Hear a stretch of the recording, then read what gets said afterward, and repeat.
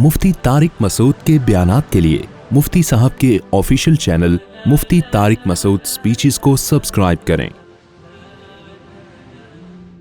अल्हम्दुलिल्लाहि नहमदुहु व नुसल्ली अला रसूलिल करीम। इसमें दो बातें हैं, मैं जल्दी से करके फिर बयान की तरफ आता हूं ताकि वो आप नोट कर लें।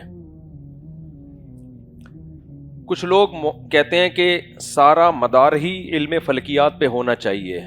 नबी सल्लल्लाहु अलैहि वसल्लम के दौर में तो ये फलकियात का इल्म नहीं था, तो लोगों को क्या पता था कि चांद निकलेगा या नहीं निकलेगा। कुछ लोग तो हैं जो कहते हैं भाई फलकियात पे मदार होना चाहिए। जनाब प्रोफेसर गामदी साहब की भी यही राय है कि अब क्या देखना चांद और छतों पे चढ़ के और बिल्डिंगों पे चढ़ के, और ये पुराना दकियानूसी वाला तरीका था भाई। अब तो कैलकुलेशन के जरिए पता चल जाता है कि चांद है या नहीं है।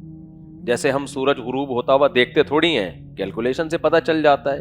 पहले जमाने में पहाड़ों पे चढ़ के मौज़िन साहब निदा लगाते थे, भाई खोल लो रोजा। बेचारे को पहाड़ पे चढ़ने उतरने में आधा उसकी ऐसी की तैसी हो जाती थी बेचारे की। लेकिन अब तो फलकियात का दौर है, कैलकुलेशन से पता चल जाता है कि भाई चांद कब होगा कब नहीं होगा। एक कौल ये है। दूसरा कौल ये है कि फलकियात को लिफ्ट कराने की जरूरत है ही नहीं।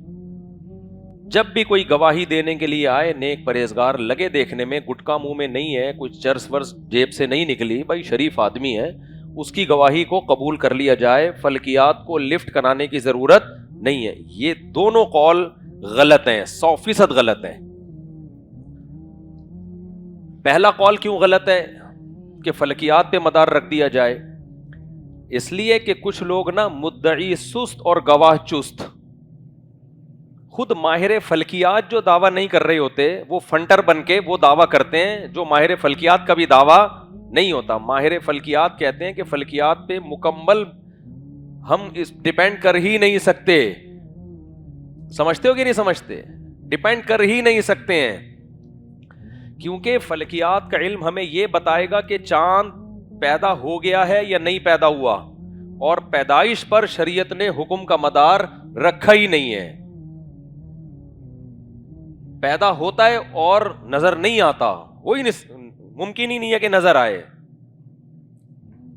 तो शरीयत तो फिर जब इतना मोटा हो कि नजर आने का इम्कान हो, क्योंकि पैदा तो बहुत पहले हो जाता है चांद, तो माहिर फलकियात कहते हैं भाई फलकियात से ये तो बताया जा सकता है कि इतना मोटा चांद होगा कि नजर आने का इम्कान है या नहीं है। ये माहिर फलकियात बता सकते हैं। समझ रहे हो कि नहीं समझ रहे? कहां होगा, किस सिमत में होगा, क्या इतना मोटा होगा कि वो इतनी देर तक मगरिब में रहेगा वो कि नजर आने का इम्कान हो, ये तो बता सकते हैं। ये नहीं बता सकते कि नजर आएगा कि नहीं आएगा।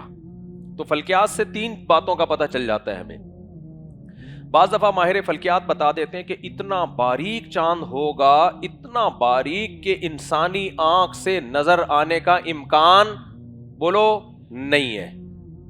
इसमें यह फायदा होता है कि पहले से पेशगोई की जा सकती है कि भाई ईद का कोई चांस नहीं है, क्योंकि माहिर फलकियात ने कह दिया है कि इतना बारीक चांद होगा कि नजर आने का चांस नहीं है। यहां हम फलकियात का सहारा ले सकते हैं। भाई चांस ही नहीं है तो तूने किधर से देख लिया? तू कोई स्पेशल जापान से आंखें लगवा के आया है? तो ऐसी सूरत में 100 आदमी भी गवाही दे रहे होंगे ना, उनकी गवाही रद्द। इसकी मिसाल ऐसे है, हमें कैलकुलेशन से पता चल गया कि सूरज गुरूब होगा 7:30 पे, और 100 आदमी आके कह रहे हैं कि हमने सूरज गुरूब होता हुआ देख लिया है। हम कहेंगे भाई झूठ बोल रहे हो, एक की कैलकुलेशन नहीं है, 20 इदारों की कैलकुलेशन है कि सूरज 7:30 बजे गुरूब होगा, और आप आके कह रहे हो कितने बजे? 7:15। मतलब पैसे खाए हुए हैं आपने, या आपका कोई मफाद है? क्योंकि चांस ही नहीं है ना 7:15 बजे गुरूब होने का, इम्कान ही नहीं है। तो फलकियात से मेरे भाई हमें यह पता चल जाता है कि यहां चांद का दूर दूर का कोई इम्कान नहीं है। तो ऐसी सूरत में पहले पेशगोई भी की जा सकती है। जैसे जामियतुर रशीद के शोबे फलकियात ने 20 दफा पेशगोई की है कि भाई इस दफा रमजान के रोजे 30 होंगे, यानी पिछले सालों की बात कर रहा हूं। चांद का कोई इतना बारीक चांद होगा कि उसकी आंख से नजर आने का इम्कान नहीं होगा।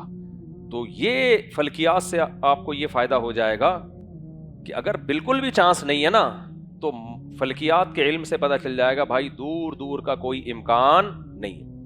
اسی طرح ماہر فلکیات یہ بھی بتا دیتے ہیں کہ اتنا موٹا چاند ہوگا کہ نہ نظر آنے کا کوئی امکان نہیں ہے. کیلکولیشن سے ہی بھی پتہ چل جاتا ہے کہ نہ نظر آنے کا کوئی چانس نہیں ہے. تو اس میں بھی پہلے اعلان کیا جا سکتا ہے کہ بھائی پورے ملک میں تو بادل نہیں ہوں گے نا, لہذا چاند ہوگا اور نظر آنے کا پورا چانس ہے. تو بھی اعلان کیا جا سکتا ہے بھائی فلکیات کی روح سے کنفرم عید ہے یا کنفرم روزہ ہے. سمجھتے ہو؟ ایک کنڈیشن یہ ہوتی ہے کہ ماہر فلکیات خود ہریان ہوتے ہیں. ہریان, پنجابی میں حیران کو کیا بولتے ہیں؟ ہریان. میں نے جب پہلی دفعہ پنجابی میں ہریان کا لفظ سنا تو میں خود ہریان ہو گیا, یہ کیا کہنے. ایک کنڈیشن یہ ہوتی ہے جس میں ماہر فلکیات کہتے ہیں بھائی نہ تو اتنا موٹا چاند ہوگا کہ 100% نظر آئے, نہ اتنا باریک ہوگا کہ نظر آنے کا کوئی چانس نہیں ہے. بین ہے, بٹوین جسے میں پیار سے کہتا ہوں. کیا ہے بھائی؟ ہماری دیسی انگلش ہے نا یہ, بٹوین. ویسے بٹوین کا لفظ یہاں استعمال نہیں ہوتا, مجھے پتا ہے, اتنا بیوقوف نہیں ہوں میں, کیونکہ لوگ اس پہ کلپ چلا دیتے ہیں, یہ ان کی انگلش دیکھو. بالکل کیا پوزیشن ہوگی؟ بٹوین. بھائی اتنا باریک بھی نہیں ہے کہ کسی کو نظر نہ آئے, اتنا موٹا چاند بھی نہیں ہے کہ 100% نظر آئے. تو چانس پر ہے. شاید کچھ لوگ عرق گلاب ڈال کے دیکھیں تو ان کو شاید نظر آ جائے, اور یہ بھی چانس ہے کہ نظر نہ آئے. یہاں ہمیں ضرورت پڑتی ہے ہلال کمیٹی کی, کہ جو لوگوں سے شہادتیں لے. سمجھتے ہو کہ نہیں سمجھتے؟ یہاں ضرورت پڑتی ہے بھائی کہ شہادتیں لو. نظر آ گیا تو اعلان کر دیں گے, نہیں آیا تو کیا ہوگا؟ اعلان نہیں ہوگا. تو جو لوگ یہ کہتے ہیں کہ فلکیات کا کوئی لینا دینا ہی نہیں ہے, صرف دیکھنے پر مدار ہے, وہ بھی غلط کہتے ہیں. کیونکہ شریعت نے ہمیں سائنسی آلات کے ذریعے مدد کا ہمیں حکم دیا ہے. جیسے ہم سورج غروب ہونے میں بھی سائنسی آلات کا سہارا لیتے ہیں. کون پہاڑوں پہ چڑھ کے دیکھ رہا ہوتا ہے؟ تو اسی طرح فلکیات کو بالکل نظر انداز کر دینا کہ جی اس کا کوئی مدار نہیں. کیوں؟ وجہ اس سے پتہ ہی کیا ہے؟ جو فلکیات کا علم نہیں جانتے نا, وہ بڑے بلنڈر ہوتے ہیں ان سے. بعض دفعہ ایک آدمی آ کے گواہی دے رہا ہے کہ میں نے چاند دیکھا ہے. شریعت میں حکم یہ, جو بھی گواہی دے تو جرح کیا جائے گا. جرح سمجھتے ہیں؟ کراس کوشچن کیے جائیں گے اس سے. کسی نے کہا اس نے بندہ قتل کیا ہے, آپ پوچھیں گے کہاں مارا ہے, وہ کہے گا فلاں. تو بھائی آپ تو اس وقت اس ہوٹل پہ چائے پی رہے تھے, تو آپ اس کا جواب دیں گے. کراس کوشچن کیے جائیں گے نا آپ سے, اس کے بعد جا کے گواہی لی جائے گی. دنیا میں کہیں بھی لا میں نہیں ہوتا کہ جو جائے میں نے چاند دیکھا اور بغیر تحقیق کے اس کی گواہی قبول کر لی جائے. دنیا میں یہ لا کہیں بھی نہیں ہے. تو جب کوئی گواہی دے گا کہ بھئی میں نے فلاں جگہ چاند دیکھا ہے, اس سے پوچھا جائے گا کس لوکیشن پہ دیکھا, وہ کہے گا جی وہاں دیکھا. کتنے بج کے کتنے منٹ پہ دیکھا؟ اتنے بج کے اتنے منٹ پر. تو کیلکولیشن سے یہ پتا چل جائے گا کہ یہ پھینک رہا ہے یا سچ کا امکان.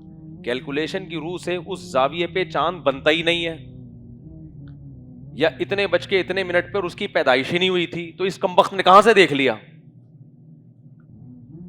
سمجھ رہے ہو؟ اب وہ کہہ رہے میں نے ادھر دیکھا ہے. اب وہ پورا اچھا یوں کس چیز اینگل کیا تھا اس کا؟ فلکیات سے ایک چیز پتہ چل جاتی ہے.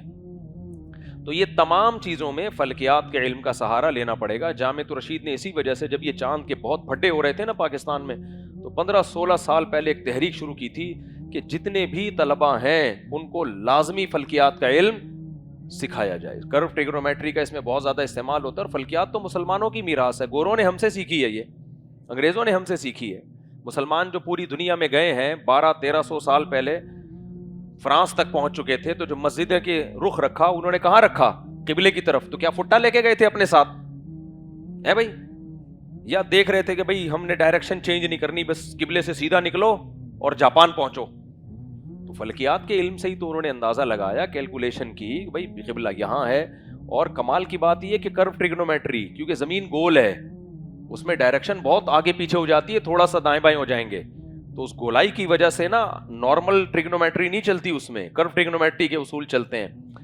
تو اس لیے یہ چاند میں جو مسائل پیدا ہوتے ہیں نا, یہ اس کی وجہ سے مسائل پیدا ہوتے ہیں کہ ہر فرد کو اس میں ماہر فلکیات کا ہونا ضروری ہے ہلال کمیٹی میں, اور پھر وہ کسی کے دباؤ میں نہ آئے, بالکل دباؤ میں. لیکن بہرحال اب میں فتنہ نہیں پھیلانا چاہتا, جو بھی ہلال کمیٹی اعلان کرے گی ہمیں بہرحال اس کو ماننا پڑے گا, کیونکہ شریعت میں جہاں بھی کوئی اختلاف کا خطرہ ہو تو پھر حکومت کا جو آرڈر ہے وہ سب پہ ماننا لازم ہے. اور اس کی دلیل بھی ایک حدیث ہے, الصوم یوم یصوم الناس والفطر یوم یفطر الناس. نبی نے اس بحث کو اس لیے ختم کیا تاکہ امت لڑے نہیں آپس میں.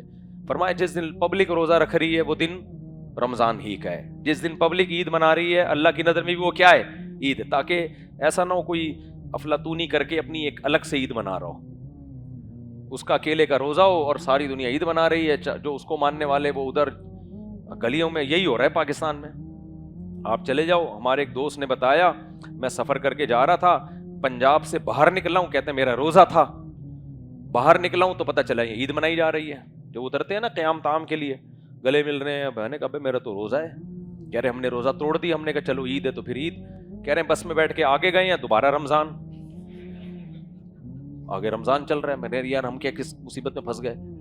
تو اس ٹینشن سے بچانے کے لیے اللہ کے نبی نے اصول اور ضابطہ کیا بیان کیا, الصوم یوم یصوم الناس والفطر یوم یفطر الناس. ڈیڑھ اینٹ کی الگ مسجد مت بناؤ. جیسے سعودی عرب کا جو سسٹم ہے نا چاند کا, بہت سے علماء کے نزدیک وہ ٹھیک نہیں ہے. سارا مسئلہ وہیں سے کھڑا ہو رہا ہے سعودی عرب سے. اگلے دن بھی بہت دفعہ چاند نظر نہیں آتا وہاں پہ.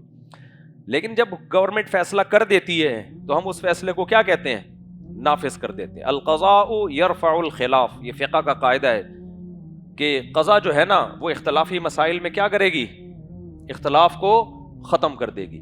ہاں کوئی مسئلے میں اختلاف ہی نہ ہو پھر نہیں کرے گی قضا.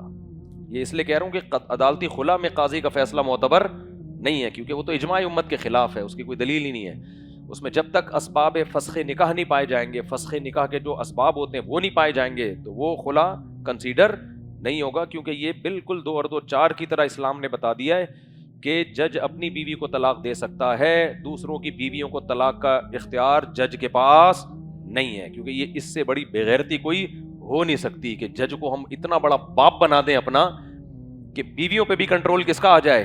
جج کا مطلب گورنمنٹ کا کنٹرول, یہی ہو گیا نا, گورنمنٹ کا کنٹرول ہو گیا. تو یار گورنمنٹ کی بیوی تھوڑی ہے یہ, ایک ہی تو چیز ہماری اپنی بچی ہے, وہ بھی تم جب چاہو خلا کی ڈگری پکڑا کے بھگا دو. تو یہ نہیں ہوتا. سمجھتا ہے کہ نہیں سمجھتا ہے. اور اس کا میں بار بار کہتا ہوں نقصان بھی ہے عورت کو. جب مرد کو پتا چل جائے گا کہ یہ جب چاہے مجھے چھوڑ سکتی ہے, تو پھر وہ اس کو ایک انسٹرومنٹ کے طور پہ استعمال کرے گا, جیسے گرل فرینڈ کو یوز کیا جاتا ہے. پھر وہ اس کو اپنا دل نہیں دے گا, اپنا سمجھے گا ہی نہیں. اپنا اسی چیز کو سمجھتا ہے انسان جس کے بارے میں پتا ہو کہ میں جب چاہوں گا کہ یہ میری ملکیت سے نکل سکتی ہے, جب تک میں نہیں چاہوں گا نکل نہیں سکتی. ایک چھوٹی سی مثال دے کے آگے پھر بیان شروع کرتا ہوں. آپ کی کو پتا یہ میری اپنی گاڑی ہے.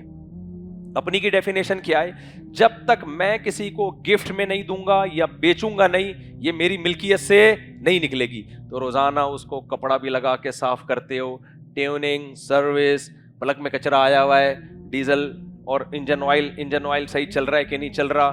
کھڈوں میں بڑے آرام سے چلائے گا نا, اس کو اسپیڈ کیا کر دے گا, سلو کر دے گا. ایسا ہی ہے نا. اور بڑا اس کی مینٹیننس کا تو بہت خیال کرتا ہے اس کا. لیکن آپ کو پتا ہو کہ یہ گاڑی کسی بھی وقت مجھے ٹاٹا کر کے جا سکتی ہے. پھر آدمی کہتا ہے جتنے دن استعمال کر سکتے ہو کرو, اس کا کوئی بھروسہ نہیں ہے, بہت زیادہ اس پہ خرچہ نہیں کرو. تبھی لوگ جو بیچنے کے لیے گاڑی خریدتے ہیں اس پہ زیادہ خرچہ نہیں کرتے. کہتے ہیں بھائی کیوں اتنا خرچہ کر رہا ہے, بیچنا ہے نا تو چھوڑ یار, بس 2 4 چیزیں اوپر سے جو سیٹ ویٹ کر دے, زیادہ اس کو مینٹین کرنے کی ضرورت نہیں ہے. تو یہی اسلام چونکہ دین فطرت ہے, اس کو پتا ہے کہ عورت کو حق جبھی ملے گا جب مرد کو اس پہ کنٹرول پورا دیا جائے. مرد کو پورا کنٹرول نہیں دیا گیا, مرد عورت کو ایک انسٹرومنٹ کے طور پہ استعمال کرے گا, ٹیشو پیپر کی طرح استعمال کرے گا, اس کے حقوق ادا نہیں کرے گا. اس لیے اسلام نے مرد کو رائٹ دیا. فائدہ اس میں کس کا ہے, عورت کا ہے, اور نقصان مرد کا ہے. مرد کا کیسے نقصان ہے, جب اس کو رائٹ ہے نا تو عورت پہ تو اب بلی نہیں آ رہی ہے, وہ تو کہہ رہی ہے بھائی مجھے تو اللہ نے حکم دیا, میں رہ رہی ہوں, گزارا کر رہی ہوں. مرد چھوڑتا ہے تو بدنام ہوتا ہے کہ یار اختیار تو تیرے پاس تھا, تو نے کیوں چھوڑا اس کو. 20 سوال اٹھتے ہیں اس کے اوپر. خیر, اور پھر نقصان بھی مرد کا ہے. اس میں پورا ڈیٹیل میں بیان کر چکا ہوں مرد کا نقصان کیسے, میں اس کو ریپیٹ نہیں کروں گا. تو بھائی آج اس لیے ٹینشن لینے کا ہے ہی نہیں. ہم وہ کام کی ٹینشن لیں جو ہمارے اختیار میں ہے. جو ہمارے اختیار میں نہیں ہے, پتہ نہیں کیا کیا دنیا میں ہو رہا ہے بھائی. ہاں اپنے ملک کی تعمیر و ترقی میں جو جتنا حصہ ڈال سکتا ہے بھائی وہ ڈالے. یہ ملک ہم سب کا ہے. جو اس کو خراب کرنے کی کوشش کر رہا ہے اس کی ہدایت کی دعا کرو، ہدایت کے قابل نہیں ہے تو یہ دعا کرو اللہ اس سے ہماری جان چھڑا دے، اس سے آگے ہم جا نہیں سکتے۔ اور پھر ہم جتنا مثبت کردار ادا کر سکتے ہیں وہ کرنے کی ہم بولو کوشش کریں، ٹینشن لینے کا نہیں ہے، ٹینشن سے اور مسائل کھڑے ہوں گے، صحیح نہیں ہوں گے مسائل۔ تو اچھا خیر